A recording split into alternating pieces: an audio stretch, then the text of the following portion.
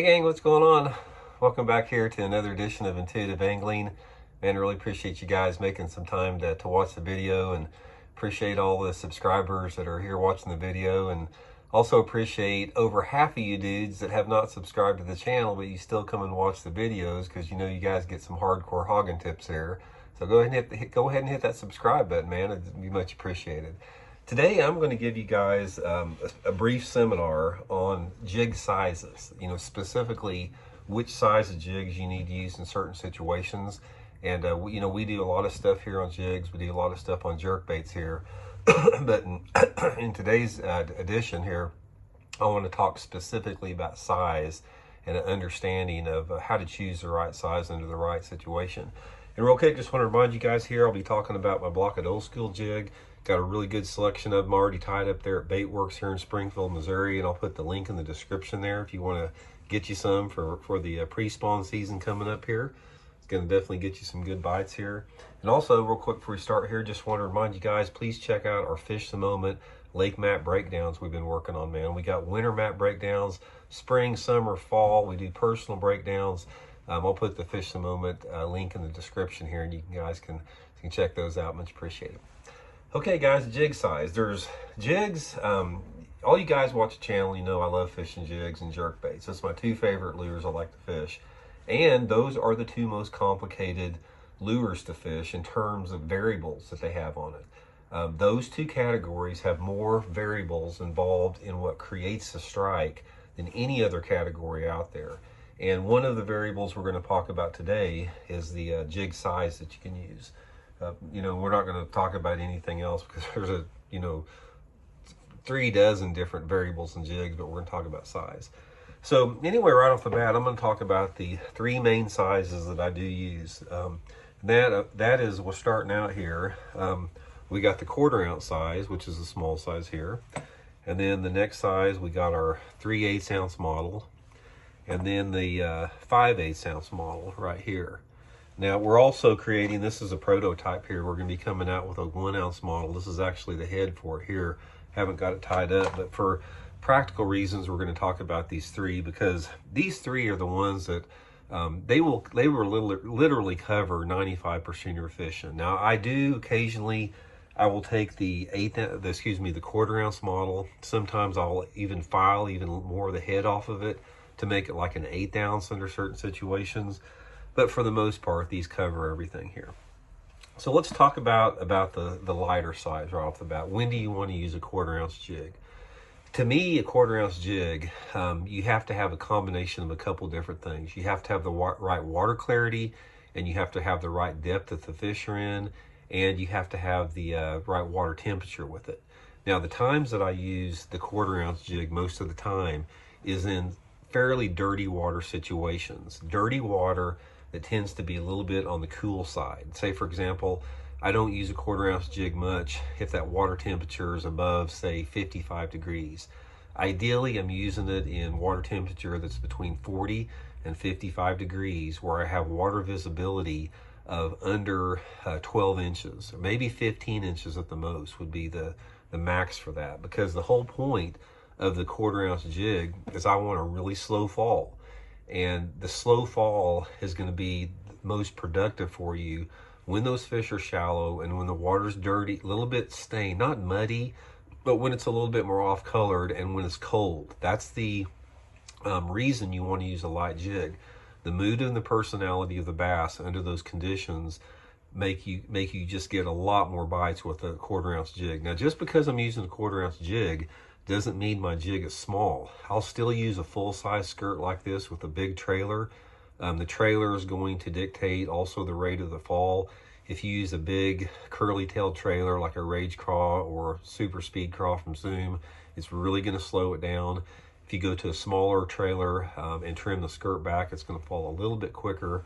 But most of the time, I'm using it as a full-size setup there. And also, when I'm usually pitching and flipping it around this shallow cover with the 1/4 ounce, and therefore I'm using heavy line on it. I'm using usually 20 to 25 pound test Seaguar and Vizex. Got a real nice slow fall on this, and it's a really good way to catch big fish under those conditions, especially during the pre-spawn. Now, the next size we'll talk about is a 3/8 ounce. The 3/8 ounce is probably the most versatile. It's probably the most popular size that people use. There's the difference between the 1/4 ounce head and the 3/8. You can see it there. But the 3/8 ounce head is a really versatile head size. And like I said, I'm guessing the majority of people fish a 3/8 ounce most of the time because it allows you to do a lot of different things. You can control the rate of the fall with it, again, with your trailer and your line size.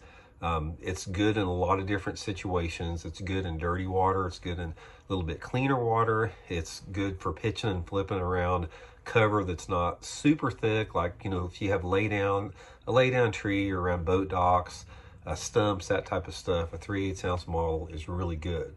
But you can pretty much, I mean, if you had to get by with it, you could probably take a 3/8 ounce jig and just adjust your skirt length and the trailer you have on it, and also the size of line, and you could probably get by with fishing a 3/8 ounce jig all year long in a bunch of different conditions and catch fish on it. But the 3/8 is the most popular size. But I will tell you one thing about it, guys.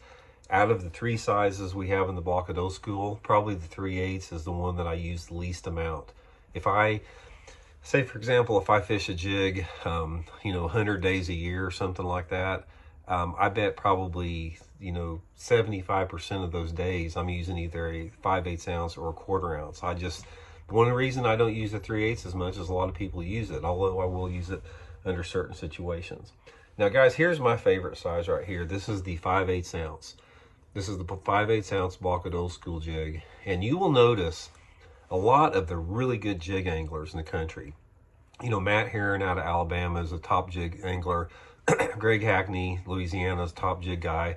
My mentor, Terry Thomas, top jig guy. They tend to like heavier jigs, all those guys, like the 5/8 ounce size.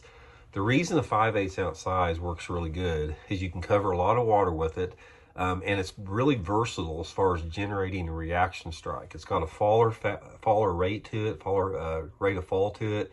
It's really good when you're fishing in and around flooded cover, bushes, flooded trees, shallow grass, that type of stuff. It's heavy enough it will penetrate that thicker cover. And again, you can control the fall a little bit with it, with the type of trailer that's using on it. But most of the time, unless the water is like cold and dirty, I like the 5/8 ounce jig. It works. It's the best size that you can use in clear water because you get that faster reaction strike. You don't want to waste time on your jig falling in clear water. Those fish are going to bite it on the bottom, so you want to get it down there in a hurry. Also, you can fish it very effectively if the wind's blowing hard. If I can get by with it, I am wanting to catch them on a 5/8 ounce. Now, I'll talk briefly about the 1 ounce prototype here. Here's our prototype, guys. I haven't got the skirt tied on it here. But the 1 ounce jig is a power fishing deal. It's almost exclusively designed for fishing, flipping and pitching around some type of thick cover. Thicker grass, thicker bushes, flooded cover, lay downs, all that type of stuff. Heavy current. If you fish some of the Coosa River lakes in Alabama, sometimes like a 1 ounce jig and the heavy current will get it down a lot quicker.